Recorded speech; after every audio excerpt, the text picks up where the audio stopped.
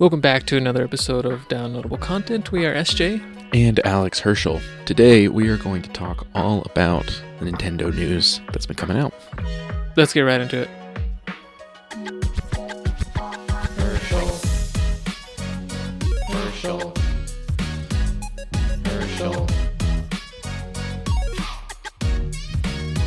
Alex, how are you doing? Doing good. Last couple weeks have gone about as well as I could have hoped they could.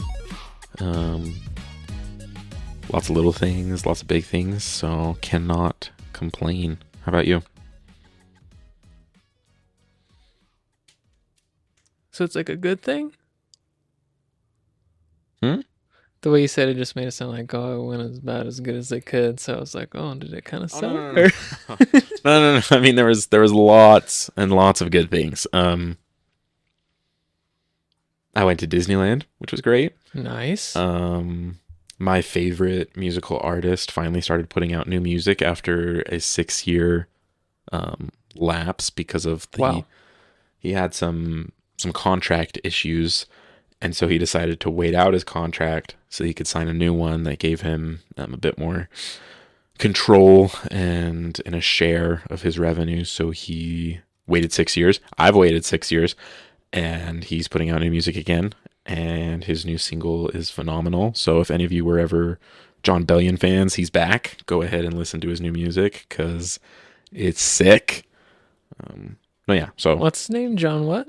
Jon Bellion. Bellion. Okay. Mm-hmm. All right. Well, very cool. 6 years, that's a long time to wait. I'd almost think that maybe he's not doing it anymore, at that point. Yeah, no, and he's been a producer for a while. So over those 6 years, he produced for other artists. He just didn't release any of his own music, which is my preferences. But like, he worked with Justin Bieber, he worked with the Jonas Brothers, he's worked with a whole bunch of different artists. So he's been busy. He just hasn't put out his own stuff. Gotcha. Well, very cool. Very cool. What about you? Good. Still just getting used to the new job, and it's been going all right. It is allergy season, but I don't feel it as badly because I'm just in my house all the time.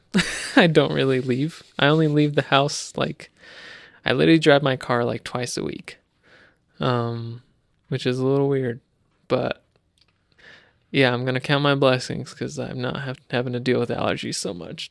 Hey, there we go. We love that. Yeah. Well, it's been a while, so we have some pretty significant gaming updates, I think. Uh-huh. Do you want to go first? Yeah.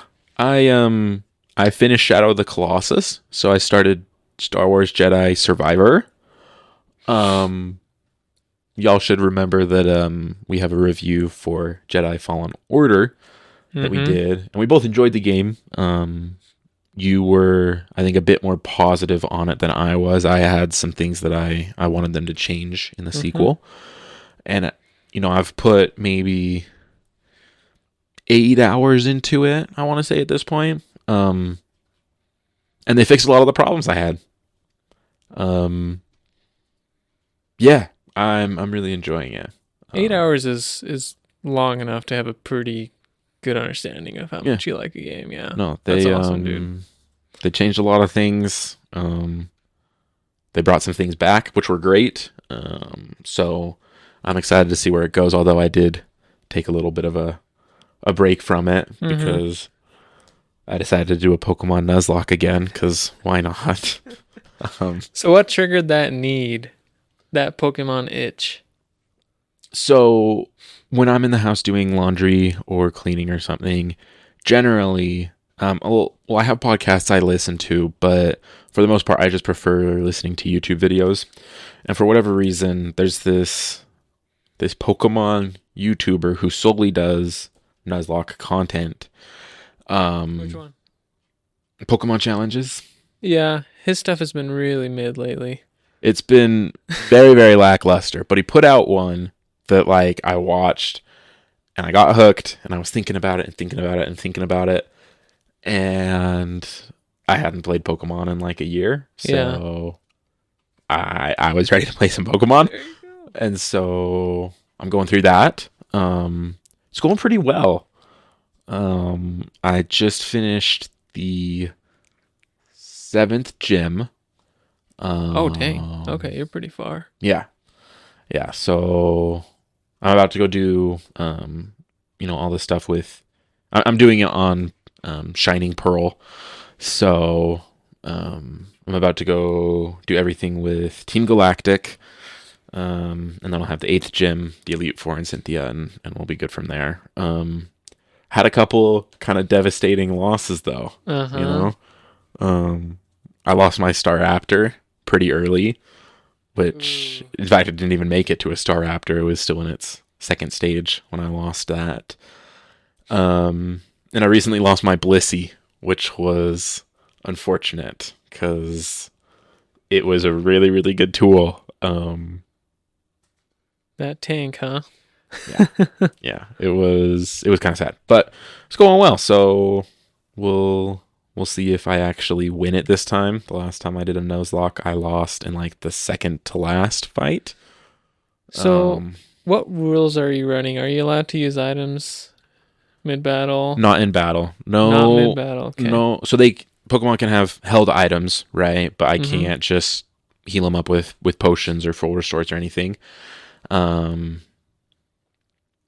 Level capping. So if a Pokemon goes past the highest level of the next gym's ace, then it has to be boxed until after the gym.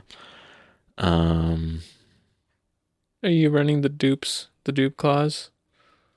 Yeah, the way that I'm doing dupes is not only do you get a reroll if you see one before, but like, for example, right, I had my Staravia, and sometimes with dupes clause, like if you want to get that same line again, you allow yourself to. I'm not on that. So if Pokemon dies, I can't go, catch it again on a different route and start over with it. That makes sense. It's locked off. Yeah, that makes sense. Yeah. Okay. Yeah. Well, best of luck to you, sir. I'm really nervous because, I haven't had too many issues. But the Elite Four and Cynthia are pretty tough in this one. Yeah. I heard that they revamped them. Like, they're even more, like, IV trained, competitive. Yeah, each one's ace has an item that is, like, meant for it. And Cynthia's entire team, like, her Milotic runs a Life Orb. Or, no, the Flame Orb one, so... Flame Orb with the... something body, right? Where so she gets burned and then it boosts its stats and she sets up an Aqua Ring and she just heals herself over and over. Yeah, she has that kind of stuff on all of them. So. Holy cow, man. I mean, honestly, like base Cynthia on the DS was already hard enough. Yeah. That's going to be brutal. Yeah. And like part of the problem is the level range is so extreme. I was gonna say you can't like her Garchomp is 62, and I think the 8th gym's ace is 48. Yeah. So I'll probably say that I'll try to cap it at like 59. But I'm not gonna spend tons of hours grinding up Pokemon. Because I'm gonna get bored.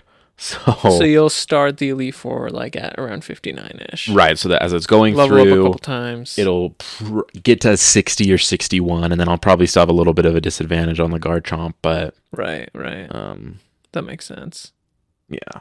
So. And you want to do another run after that, right? You were telling me. Yeah. No, I want to do a Steel type mono run. I'm not entirely sure if I'll do that as a Nuzlocke because the early game Steel types in Shining Pearl are garbage. They don't get any good moves. So we'll see if I do it as a Nuzlocke or if it's like a modified one where if I wide out, I have to sacrifice one of them. But at the same time, there's only so many Steel Pokemon that you can get in that game. You'd have to modify the rules, the regular Nuzlocke rules to some extent, because, like, you're just so limited, right? And if you run into one that's not a steel type and then you're blocked out from steel types, like, yeah. But all We'll right, see. man. Well, very cool. Awesome. Yeah. What about you? I know you've got some stuff. Yeah, I also purchased um Jedi Survivor, Mm-hmm. and I was gonna start playing it the next day when I texted you about it. And I haven't touched it. Yep. You started playing something else.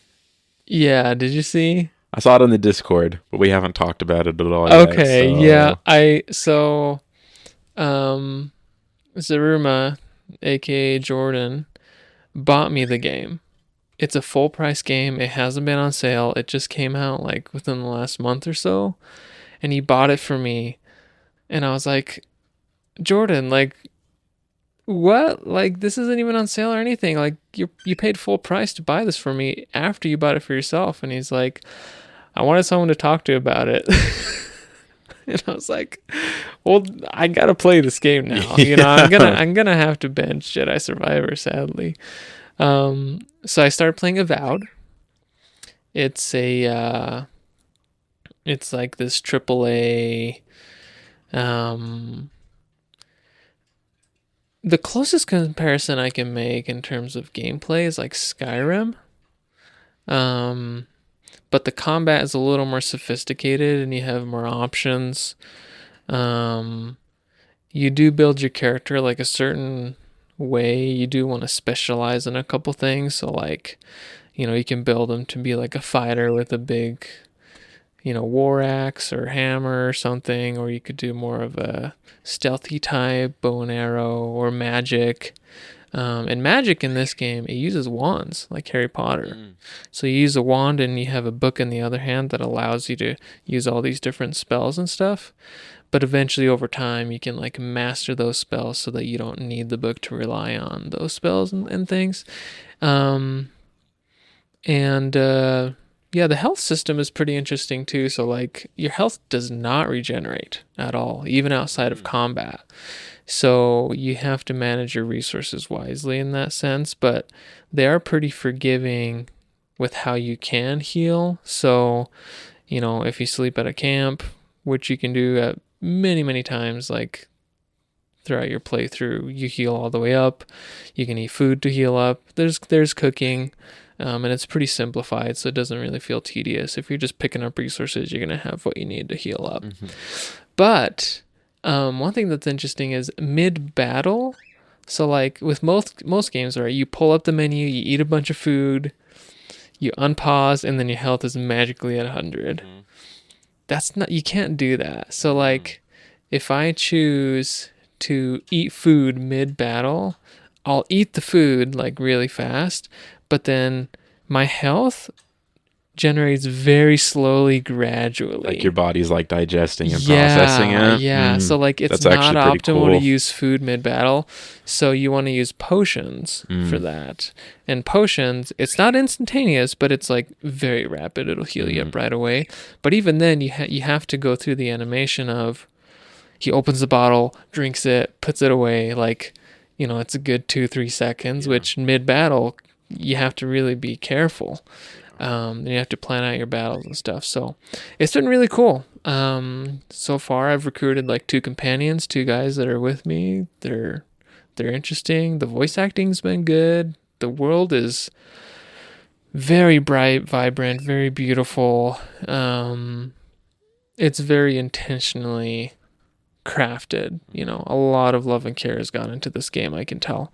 And I am enjoying the crap out of it. And from what I've heard, I'm still in the tutorial initial area, but it hasn't even felt like that because it does a really good job of like introducing you to the game and easing you into things. So I'll keep you posted on how that goes, but I've been playing Avowed and it's been a good time so far. Nice. No, yeah, I mean, I don't have a whole lot of overlap with like other people that I talk to about games. I haven't heard a whole lot about Avowed, but from the podcast that I listen to, because Walk Culture Gaming is incredible. Yeah, no, they've been positive, so I'm glad to hear that you're enjoying it as well. Yeah. Like obviously, I know how near and dear Skyrim is to your heart.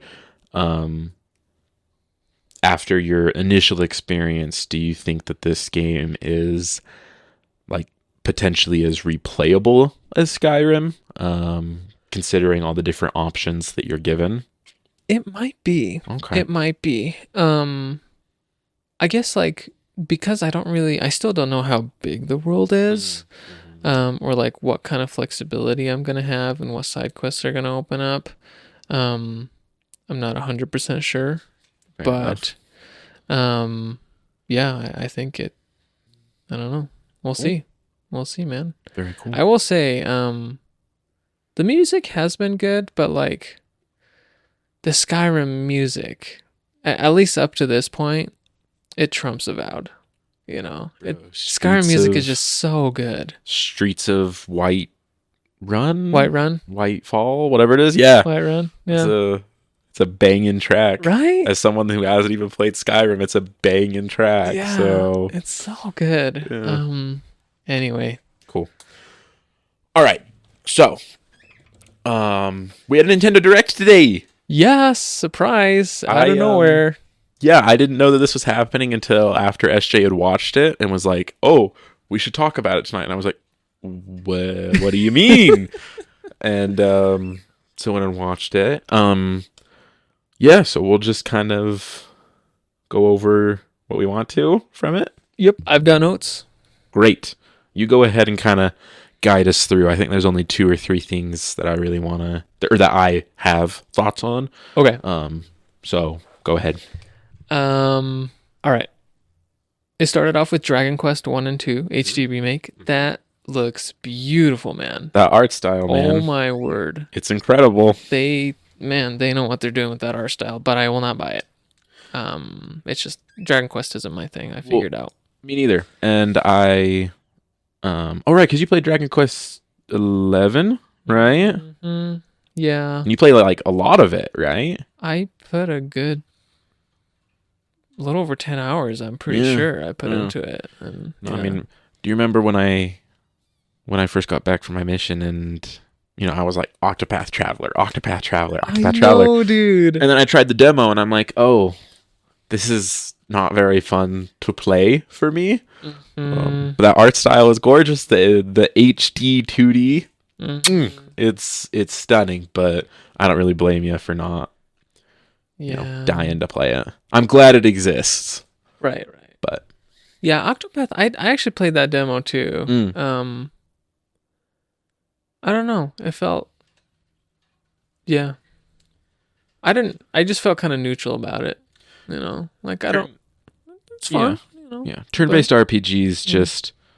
I think the problem with turn-based RPGs for me is that they tend to be so long with such limited variety. Is that fair to say? Because I know that's. I know totally that agree you with can that. put in, you can put in items to change the effects of your attacks, and you can change your parties around, and I totally get that. But like when it comes to the actual gameplay portion of it, it just doesn't seem like very significant changes, Yeah, I think franchises like Pokemon, Persona, Shin Megami Tensei, which is kind of Persona, like those have solved that issue by allowing you to catch new team members, right, and switch it out and mix and match all these different things, which give you just limitless variety. But yeah, when it comes to a game where you've got the set amount of team members that you recruit over time, and there's a little bit of variety because you can kind of swap one or two in and out. Right, it's not only that, but enemy variety as well, right? Because as many options as you have in those games, your opponents have the same options. Whereas in other RPGs, you maybe fight the same 6 or 7 enemy types for 60 hours, and it's I agree. That's why I really liked Final Fantasy Tactics Advance, is because you could recruit different characters, and there were like rare characters that were more powerful than others that you could, unlock through secret means and stuff, and they were more powerful and had special abilities, and it kind of had that thing that Pokemon and Atlas do. Anyway, yeah. If any of you are Dragon Quest fans, like, please let me know. I know Nicholas is. There's this mystery solver thing. Raido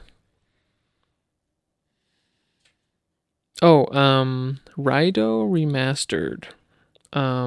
It was like a Persona style game, but like it's not turn-based. Right. And you still have like the monsters and stuff that you like, swap out. That looked kind of interesting. I know we have a lot of Persona fans in our audience, so I wondered if some of you may be getting that. Please let us know. Shadow Labyrinth. It's like a scary Pac-Man game. Mm-hmm. That was kind of interesting. Mm-hmm. I wondered if you might play something like that. I don't know. I don't think it'd be for me, but I mean, I know exactly which one you're talking about. Like, yeah, maybe, but it would be like one of those things where, like, it would have to be super cheap. right. And you don't have anything else to play. Super cheap. I don't have anything else to play. I'm like a couple months away from like the next big thing, so I just need something to fill my time. Yeah. Yeah. Dude, we got our farming sim. Shadow of Seasons Grand Bazaar. We got it. And you can even get married. You can get married. You can get married, and you have a glider. You can glide around town when it's windy. Anyway, Metroid Prime 4 Beyond. Yeah. Okay, so that's one of the big ones that I want to talk about. Mm-hmm. So it's so, I mean, they just said coming 2025. I don't think they said a season or month. I think it's going to be at the end of the year. It said late 2025. Oh, it did? Okay. On today's trailer. So that's got to be quarter 4, right? I think so. I think this will be This is a launch title for Switch 2. I think it's going to be one of those cross-gen situations. So. Really interesting. So Samus ends up landing on this planet that she doesn't really know anything about, and she has to figure out what's going on, and she gets these psychic abilities and stuff, right? Which I think is new for the franchise, psychic stuff. But it seemed very true to the core philosophies of the Metroid Prime series. Mm-hmm. Like it didn't seem like a total reimagination of Metroid or anything. Very reminiscent of Metroid Prime 1, 2, and 3, which I think is a good thing. That's what people want. That's what the fans want. Yeah. I thought it was... they made it seem like the entirety of this game will just take place on that one planet. Yes. Is that normally how it was in Metroid Prime games? Like, my memory of it is so fuzzy that I can't... Yeah, that's pretty typical. Okay. Yeah. Like Prime 1, for example, I just, it's fresh on my mind because I played the remaster. It's all on one planet. Okay. You just have different regions within the planet. Oh, okay. Resin stuff. Yeah. So yeah, you still get different biomes and things. Disney Villains Cursed Cafe. Dude, you're a Disney guy. Come on, man. Are you going to run this cafe for the villains of Disney? So here's the thing. I am absolutely a Disney guy. I'm not a Disney villains person. Ah, man. Like, I know there's this subgenre within the fandom where people just love the villains. Descendants. It's just not for me. It's just not. Like, yeah, no. Now, if I'm being honest, if it was just like... If you got to serve Donald Duck? If I got to serve Donald Duck, I would probably buy it. Oh my gosh, dude. Missed opportunity. DLC Donald Duck. See, this is why Disney partnered with Epic to bring this type of content to us, where we get, high quality games, all that good stuff. But Pokemon Legends Pizza, ZA. Do you have thoughts from what we saw in there? There wasn't a whole lot of new stuff, but there was some new stuff. Remind me what was new, because I can't remember. or what was newly announced today? The main thing is it's called I think a ZA Royale that happens during the night when you battle trainers out and about. Right. And yeah, because like you like work your way up the ranks or something, and that's like one of the storylines on it. Yes. From a gameplay standpoint, I love it because I love changes to the Pokemon formula. However, I do want to say something. Yeah. You know how we've talked about this before on the podcast, actually, where if there was any video game world to live in, it should be Pokemon. Like that should be the answer if someone's asked that question. However, in this case, walking around at night and then and they even they encourage you in the trailer, sneak up on someone. Like Dude, they encourage you to get mugged by someone else's Pokemon. And I'm not entirely sure I'm on board with that. So from a narrative standpoint, I'm not in love with it, but they just got anarchy at night, I guess. Seriously, like what's free for all? I mean, I guess that's what it's like in France, because, I mean, why else would they be doing it, right? No, I think it's cool. Yeah. I think it fills a gap or a hole that Legends Arceus had. You didn't really have much trainer battles. Yeah, that's true. And I think that's cool.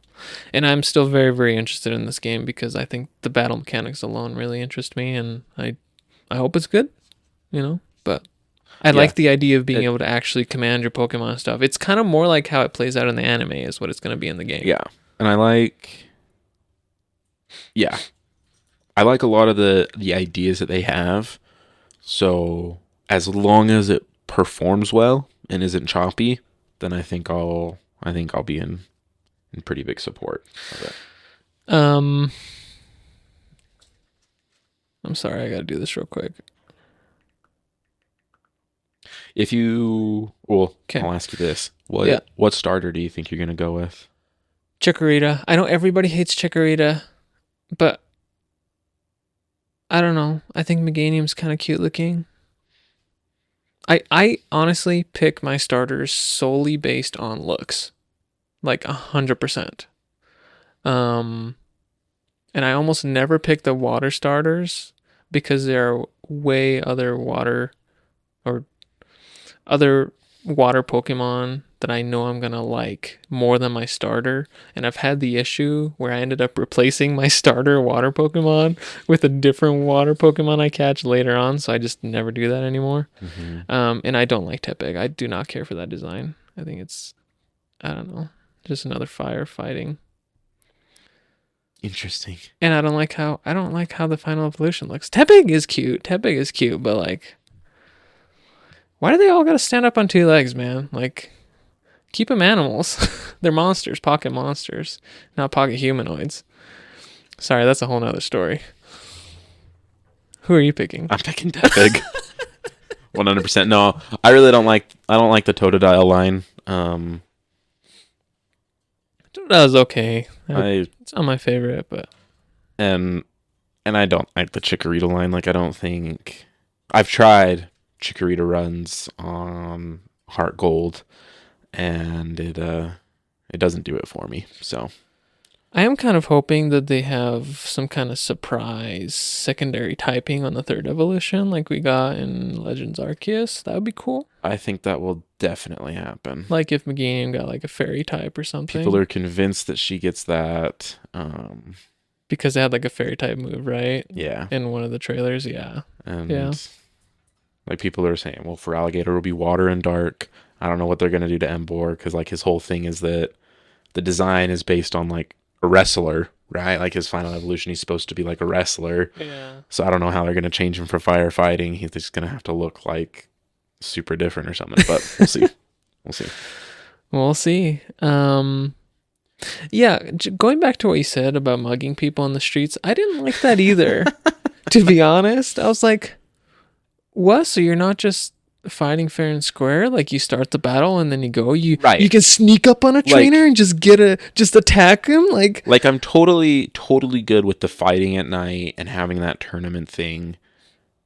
But yeah, like bringing have over some kind of code of ethics. I mean, right, because they're trying to bring it over from Legends Arceus, right? But in that game, every Pokemon like just straight up attacks you. In Yeah. here, you're trying to get the sneak on domesticated animals in a format that has like pre-established rules, so it just seems a little odd. And it's okay to like sneak attack a wild Pokemon in one of the wild zones or whatever. Like that I wouldn't care, but like on a trainer's Pokemon, you got a trainer right there, his cute little Pikachu is right next to him, and you're just gonna bulldoze the crap out of it out of nowhere? Imagine you're 20 levels above them and you just come out of nowhere and absolutely snipe them, and they're like, okay, $1,000 now. Give me half of your life savings right now. Yeah, it's a little odd. Like it's a little odd. I don't know. I don't feel good about that. So that one is releasing late 25 as well. Okay. Rhythm Heaven Groove. I know that there are a lot of people out there that are going to be excited for this game because this hasn't had another entry into the franchise in years. I've never played Rhythm Heaven. I didn't know, but I know there's a cult following. Oh, okay. Yeah. Okay, here's the other. Actually, let me come back to this later. Everybody's Golf. You saw that game, dude? You want to play Everybody's Golf? No, I'm okay. Yeah, me too. Marvel Cosmic Invasion. It's that 2D beat 'em up style 2D beat 'em up. Marvel game. Cool story. Yeah. I like Marvel. Not my thing. I like Marvels. I like being superheroes and beating stuff up, but I doubt I'll play it. Yeah, me either. Tomodachi Life, Living the Dream. So this one was actually crazy to me because another YouTuber that I really enjoy and have enjoyed ever since I was a kid is named Peanut Butter Gamer. And he loves the original Tomodachi Life on 3DS.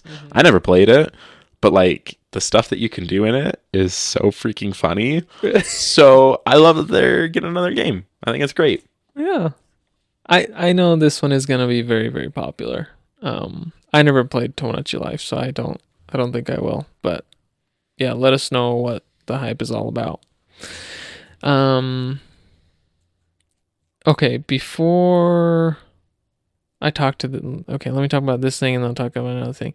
The Nintendo Today app. I think that's kind of cool. I'm a little hyped for that. It should be live now, actually, as of recording right now. So I should go and download the app. But basically the idea is that the way we get news directly from Nintendo, the Nintendo Direct, we will get updates through the app. It's like direct notifications. I think from what I understand, it's supposed to be some kind of Nintendo specific news app. Yeah, what I love about it is that a lot of Nintendo news comes via Twitter or X, however you want to call it. I don't like having social media on my phone. The only social media that I have is actually our podcast's accounts. And so I monitor our Instagram and stuff and go on Instagram to watch reels, but like I don't go on Twitter. I don't like going on Twitter.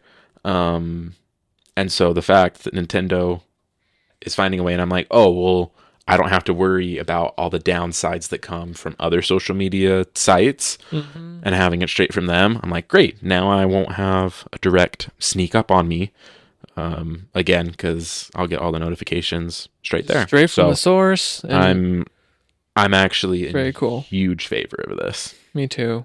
And it's just exciting because I'm sure they're going to, drip feed us information on certain games or something, right? Like imagine a new Smash is coming out and there's like speculation about characters and stuff. We might get some news about that or their moveset. I think it'll be closer to like a forum than anything else, which I'm in favor of. Yeah, it'll be nice. Now, I was trying to figure out what the last thing you wanted to talk about was, and I realized what it was. Before you do that, there's one other game that I wanted to bring up. I don't remember the name. It's a puzzle game. And they announced that the two were coming to Switch or being remastered for Switch, and they're releasing a third one later this year. Do you know what I'm talking about? I don't remember the name at all. A puzzle game.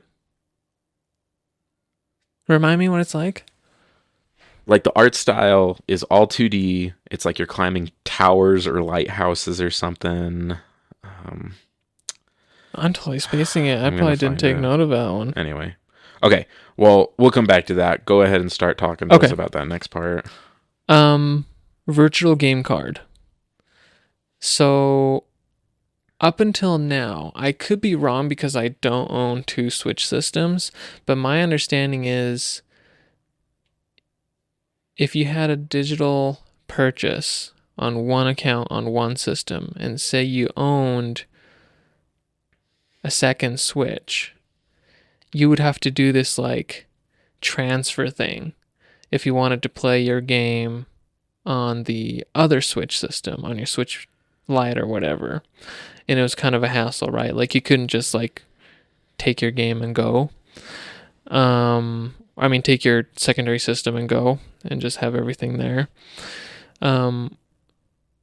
So now they're going to have this virtual game card system, which will apply to all digital games purchased on the Switch or the Switch 2, where that digital game virtually acts like a game cartridge does.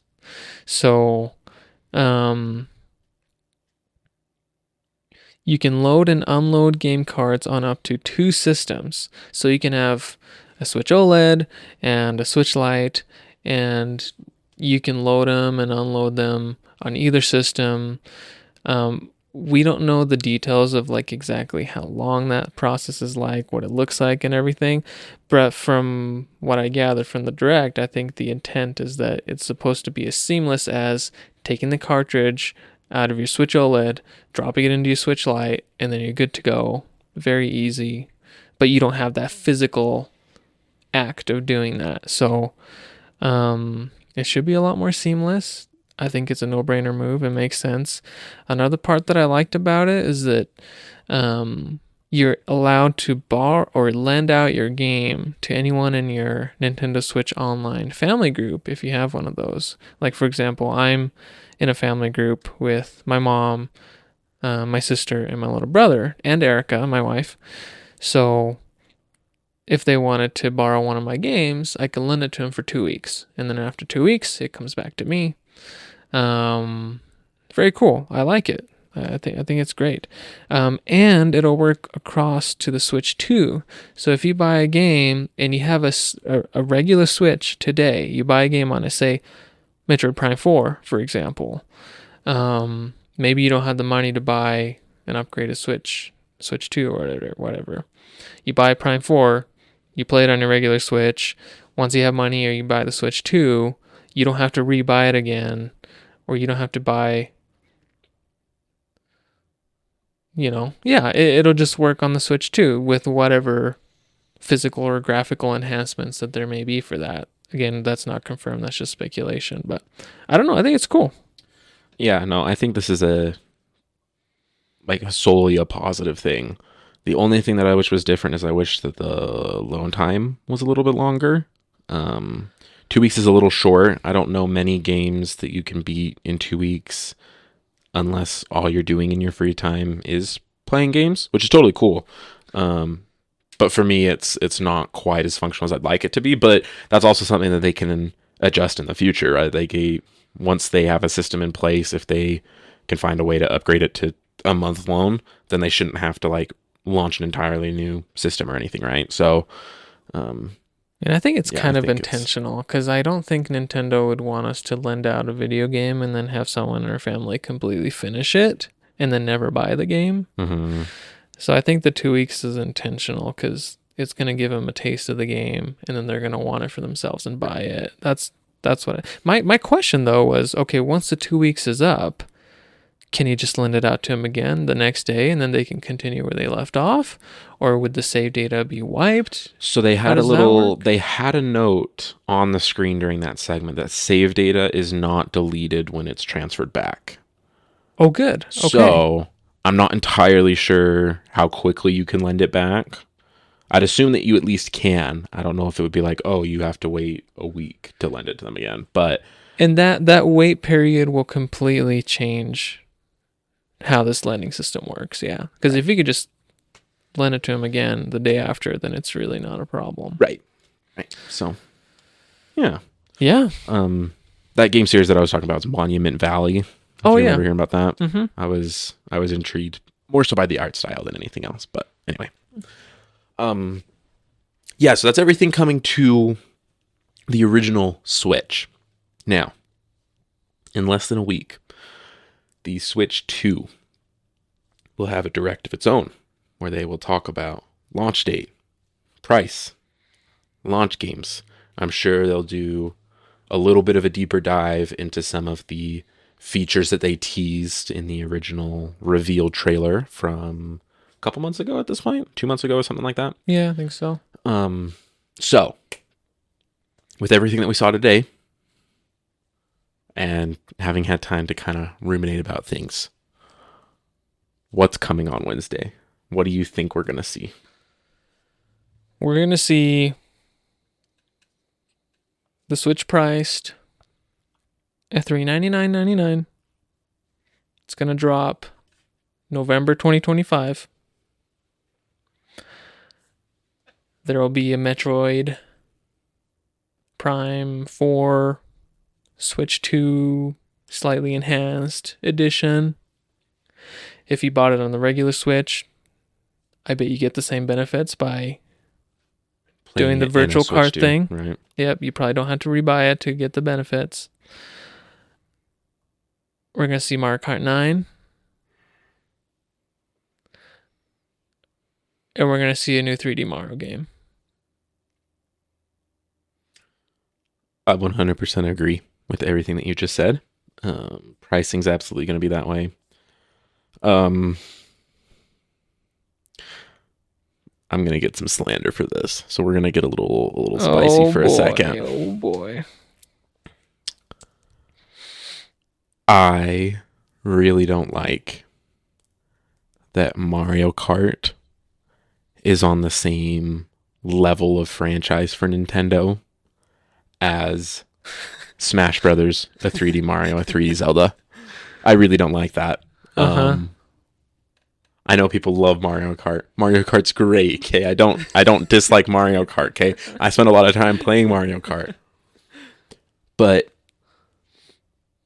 it is not the premier series that I think it is for so many other people for me. Yeah. Why I bring this up is Mario Kart 9 is going to get a lot of time. It's going to get a lot of press. It's going to get a lot of push as they announce this new series, because having a new Mario Kart is going to make people want to buy a new Switch, which is great. And I totally understand it from a business standpoint. But from a fan standpoint, it's like if...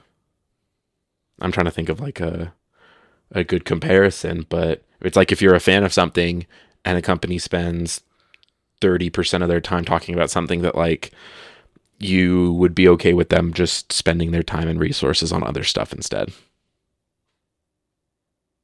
I totally understand that sentiment. I do. Yeah. It's just you personally don't like it, right? You know? Yeah, it's not even that. It's like if they treated Mario Kart like they treated honestly like Metroid or Fire Emblem, right? Series that they know are strong performers for them, but like I think Mario Kart gets so much love and so much hype that Nintendo knows that, and so they can lack on other things, because if they have Mario Kart, enough people are going to be happy enough that like it just, yeah, I don't know how to explain it better than that, but I mean, to be fair, like they put a lot of work into Mario Kart. I mean, I guess you could argue Mario Kart 8 Deluxe, that's a Wii U game ported over, but they totally do. But like the enjoyment that I get out of Mario Kart versus how much time they spend and how much they focus on being like, oh look, we have Mario Kart. Right. I'm like, why don't we do something else? That's fair. Yeah.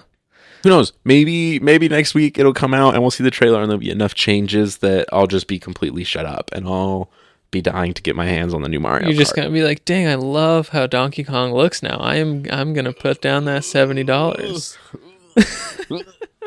So bad. No, so let's talk about 3D Mario for a second. Is it Odyssey 2 or is it something else? I think it's something else. I mean, Odyssey 2 would be the no-brainer, easy route, but I don't know. I've come to expect the unexpected from Nintendo. So if it is Odyssey 2, great. I won't complain at all. But there's a part of me that wants Sunshine 2, but I know it's never gonna happen. It will never happen. Yeah. I'm sorry. Yeah. Even though Flood is still in Smash. Why is Flood in Smash? Why isn't it Cappy? Why didn't they change it? But yeah. I don't know. Do you think it's gonna be? What do you think 3D Mario is gonna be? Something new. It's been too long since Odyssey, and This is bad juju, man. We're agreeing on everything. I know, right? It means nothing's gonna happen. No, and I love Mario Odyssey. I think it's probably my favorite Mario game from like an objective standpoint. But no, I mean there's too much time in between, and I think having started to play Mario Wonder with Liv has shown me just how many ideas the teams that develop Mario have. And so I don't think that team wants to operate under the same designs and rules that they kind of set out with Odyssey. I think Yeah. they're going to want to do something new again, which I'm all for, because I haven't played a 3D Mario game that I hate. Some are definitely better than others, but we won't get into that here. Yeah, so I think it's something different too. Yeah. Now, is that enough? Is Metroid Prime 4, Mario Kart, and a 3D Mario enough? And isn't it kind of crazy that I'm even asking the question? Because like anybody would be like, yes, that should be enough. But Well, I don't know. I really don't know. So here's the other part of it that we haven't really talked about. It's a new system with presumably new physical capabilities. When you look at the controller, when you look at the whole slidey situation, is it going to have some kind of mouse-looking weird laser interface? And how that plays into the game, maybe, could potentially answer that question of, is that enough? Because honestly, if the Switch 2 is just an upgraded Switch, better hardware, better graphics, we get a new 3D Mario, not Mario Odyssey, but it's a 3D Mario that we've come to expect. Prime 4, it'll be a brilliant game, but it's not gonna be the revenue beast that is the Mario franchise. And then Mario Kart 9, when we already have great Mario Kart 8 Deluxe, which is fantastic on the regular Switch, that will sell the console for a lot of people. But for me personally, I'll be a little disappointed. Because, to be honest with you, like, I want Zelda, I want Fire Emblem, like, I want those franchises that I personally really get hyped for. And don't get me wrong, I get hyped for 3D Mario too, but it's not the same. Now, if they were to announce like Ocarina of Time, Majora's Mask, HD, full HD remake combo, $70, and that's a part of the release package, I am sold 200%. Like, but I really feel like Prime 4 is gonna fill that need for the mature audience, because we're not gonna have Zelda yet. Yeah, I think that's the unfortunate nature of Metroid Prime 4 being a presumed launch title, is that means that Zelda probably won't be there, or at least a Zelda project of that scale. And at this point, I've given up hope that we'll ever get a Wind Waker Twilight Princess dual release. Like, I don't even need those to be remade. I just need the Wii U files to be able to be played on a Switch. That's all I want. and I've come to accept that it'll never happen. I do think a full Ocarina of Time remake is in the works. I think that's coming, and I think that's within the first year. Man, I sure hope you're right, because people have been talking about that for years at this point, and it's like, I don't know. I think it's coming. Yeah. However, there is one other hope that I have for the Switch launch that I can almost guarantee will not happen. It's not going to happen. But I want just a new IP. And I'm not talking like Arms. like a Wii Sports or an Arms or a Nintendo Land or a 1-2 Switch, right? That's made to show you all the features of the new system. Those games are great, but that's not what I'm talking about. I really want like an actual new IP. I think there's a fair amount of genres that Nintendo hasn't explored yet that they could go into. You got Nintendo Fortnite? I mean, no, not for me. I mean, there's stealth games, there's survival games, there's, I mean, they could even if they were to take, I know that Zelda's their fantasy action adventure, but what if you did an action adventure that was sci-fi, or I don't even know, but I want something new, something completely new to be excited about. Because as many ideas as they can fit into a Mario game, and I don't want to downplay the creativity and the difficulty that goes into developing a 3D Mario game, because it's insane what they accomplish. But having something completely fresh to kind of latch onto would make it worth waiting till November for me. Whereas if we just get those things that we're kind of expecting, I think I'll kind of share that disappointment. And it'll also be like, okay, now I have to wait 7 months for something that we've known has been coming for a year and a half. You know, like I need something to push the envelope just a little bit.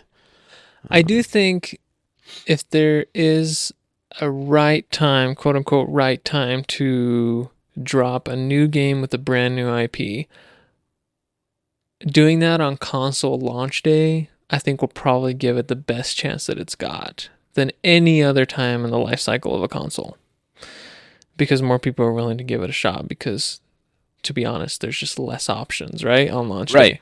Like, say they wait a year, but then by then they have a new Zelda announced. It's going to be like, well, why should I buy this other game when I just wait another little bit and Zelda comes out? Things. Yeah. So, well, what kind of new IP would you want, like, in your ideal world? Because here's the thing. A lot of Nintendo does come out with new IPs, I think, more regularly than we give them credit for. A lot of them kind of slop. The ones that were a success, I don't remember how ARMS did. I think it was like okay. I think their most recent pretty big success was their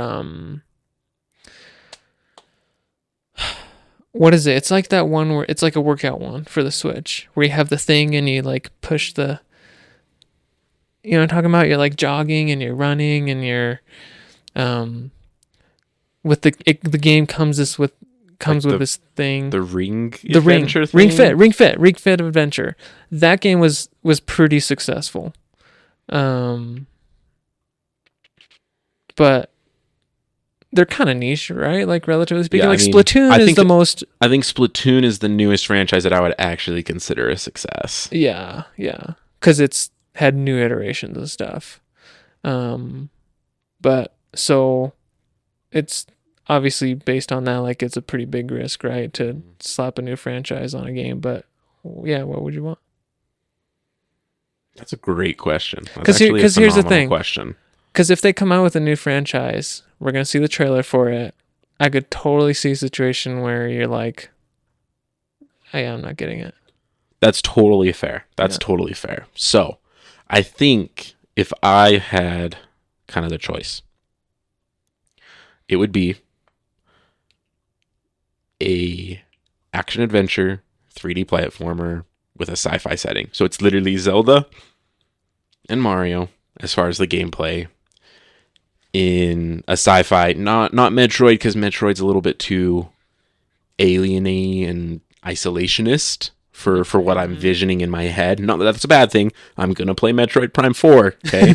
But I need to make sure that, because our fans are so excited for Metroid Prime 4, and we are too. We've been talking about it for way too long at this point. Oh yeah. But yeah, in like in a sci-fi setting, maybe you're an astronaut and you're going about exploring different planets with a group of friends, and that's just like what you're doing. Interstellar, the video game. Yeah, there we go. Christopher Nolan, get on that. Call up Shigeru Miyamoto right now. Yeah, I mean, Okay. I know that you haven't expressed the same desire for a new IP. If you were to have Nintendo develop a new IP, what do you think you would kind of want them to do?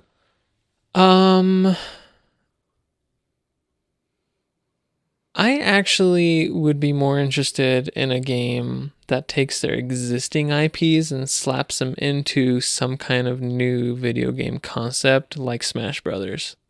Okay. So like, you know, and I honestly think this would be great for like a whole bunch of their stuff. You know, I mean, you've got like Mario Party, make it Nintendo Party. Mario Kart, make a Nintendo Kart. You've already put like Link in there, you know. That kind of stuff I think would get me pretty excited. Or like, I don't know. Or I don't know. I just think about like how much their characters sell, right? From a business perspective and from a personal perspective, when a Nintendo franchise that I love is slapped on a video game, it like increases the likelihood of my purchasing it by like 50%. Like, you know, take like Crypt of the Necrodancer, for example. I would never buy any other games because I don't really know them. Like, I'm not interested. I bought Cadence of Hyrule. I loved it. Or Dynasty Warriors and Hyrule Warriors. Or Dynasty right? Warriors. Yeah, exactly. So like, I like it because it gets me to get out of my comfort zone in video games, and it lets me interact with the characters that I already love, and it allows me to experience new video game concepts that I otherwise wouldn't really have the motivation to. So yeah, stuff like that I think would be something along those lines. But I think my desire for new IPs just isn't really there because I get exposure to a whole library of different IPs on PC, and you don't have that. So from your perspective, I could totally understand, hey, I kind of want something fresh, you know? Yeah. So. Well, I think that's about it, right? Any other predictions? No, I don't think so. Yeah. I'm really nervous. You know how I can't remember the specifics of it, but there was a time a few years ago where it had been like a while since we'd heard anything, and Nintendo put out a direct, and it was just a complete blob of nothingness. Like, there was no excitement, and I'm really, really worried that that's going to happen with this. I think people okay, go ahead. Think about Nintendo's pattern, right? They released the N64, and then they released the GameCube. And even though the GameCube's great, you know, Nintendo didn't really do it a whole bunch of favors on getting people excited for it. And they're like, okay, we got to reset. The Wii comes out. They did a great job with the Wii, and then the Wii U.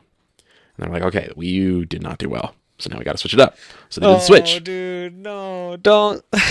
No, here's the thing. I see what you're saying. I like the GameCube, I see what and you're I saying. like the Wii U, right? In fact, I'm probably the biggest Wii U defender of anybody that listens to this podcast because I love the Wii U. But Nintendo does this thing where they recover and then they just kind of don't do anything for a little while and they don't know what to do. And then the public reception is middling to poor. And then they figure it out the next time around. You are so right. I mean, and the failure of their complacency leads to, it forces their hand to innovate. Mm-hmm. And then their next console succeeds really, really well. That is kind of a pattern. Definitely. And that's not just a Nintendo problem. That's a gaming industry problem as a whole, right? Like, the PS2 was revolutionary, and then people didn't really vibe with the PS3 too much. And the PS4 came out, and everyone was back on the Sony train. And then with the PS5, people have been disappointed. Like, it's just, it's that time of the cycle, and I'm really, really hoping that it breaks here. I really hope that, you know, we'll probably get this episode published a day or two before the Direct. I hope you guys listen to it. And then the day the Direct comes out, our Discord just blows up with chats absolutely tearing me to shreds on how wrong I was and how this is going to be a revolutionary cycle for Nintendo. I really hope that happens. I really sincerely do. I mean, the best I can hope for is that for the success of the Nintendo Switch to just carry forward, just keep on cruising, you know, to the Nintendo Switch 2. Then it'll be a big success for everybody. Yes. Now, one other thing I'm going to throw out there real quick. We've mentioned how we're pretty sure that a 3D Mario is being announced. If that doesn't happen, I will be utterly crushed. If they only bring up Mario Kart 9 and Metroid Prime 4 and then a bunch of third-party stuff, I am going to be destroyed. That'll be sad, unless the third-party stuff is really good. Like, really good. And I really think of... I know they want to bring Red Dead 2, which is great. I won't buy Red Dead 2 again, but that won't be a console seller, and the people that want to play Red Dead 2 have already played it, and that's the problem. Hey, maybe they'll release Skyrim again. They'll probably get me to buy it for the 10th time. I personally think what will realistically happen is... Sorry, that's just my ringtone. That really freaked me out. I'm so sorry. I'm so sorry. It's like, what in the world am I hearing right now? I'm so sorry. I don't know if that came through the mic, but wow, that like destroyed my train of thought. Okay, so you're talking about Skyrim, 10 times buying it. Yeah. I think realistically what will happen is we'll get what we just mentioned, which is Prime, Mario Kart, 3D Mario, Switch 2, launch day. And I think I will personally be a little disappointed because there wasn't a surprise 3D Zelda remake or something. Oh man, no Ocarina of Time. I think I'll be a little disappointed, but those games are going to sell the console. Yeah, and I think the console will be a big success because one key differentiating factor from any of the previous consoles is this is the first time we're getting a new console and it's directly being stated as the successor. It's the Switch 2. Everybody knows the Switch. People that aren't gamers know the Switch and play the Switch. So like people know what they're getting already. So I think they have a higher chance of success than they ever have before when it comes to writing the success of the preceding console. I think that's a great point. But hey, just before we end, I asked our Discord. I was like, hey everyone, just like let us know what are your predictions for the Switch 2. Is there anything you'd want or wish for? We had 2 responses. One was Zach. Zach said, I want a Metroid Prime 4 release date and a special edition version of it. Nothing else matters to me. So this is a man that I know, if Nintendo drops a special edition version, it's got like a statue of Samus, $300, this man is buying that. Well, we kind of got what you asked for. We didn't get a release date, but end of 25, so we know it's going to be around that holiday season. You want to know the problem with special editions? Yeah. Nintendo doesn't do them. They sometimes do. They did it with Fire Emblem Engage. That's where this poster came from. Mm-hmm. But it is rare. Yeah. Yeah.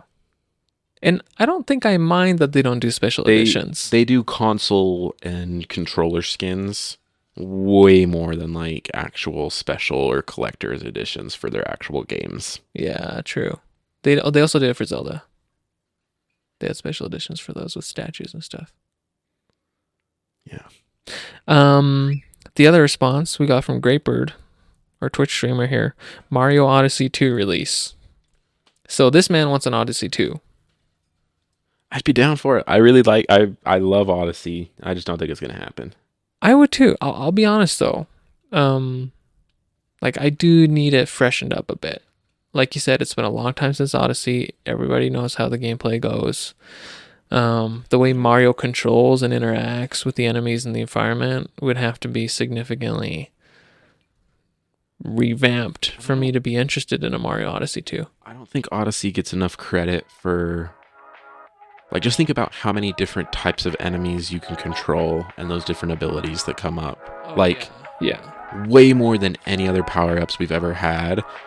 Which for me is like, okay, like I don't want to revisit that specific mechanic. Like I want there to be a new, for lack of a better word, gimmick or, right, seller. But I guess we'll find out. Well, there you go. Thanks for listening to us ramble for an hour about the news and whatnot. We'd like to give a special thank you to our Patreon supporters. We have got our Down Earth Cockatiels, who are Joshua, Matthew, and Tyler. And we have our Down Earth Parakeets, who are Jay Maurer, Nicholas, and Noah. Thank you very much, and thank you for listening. Talk to you next time.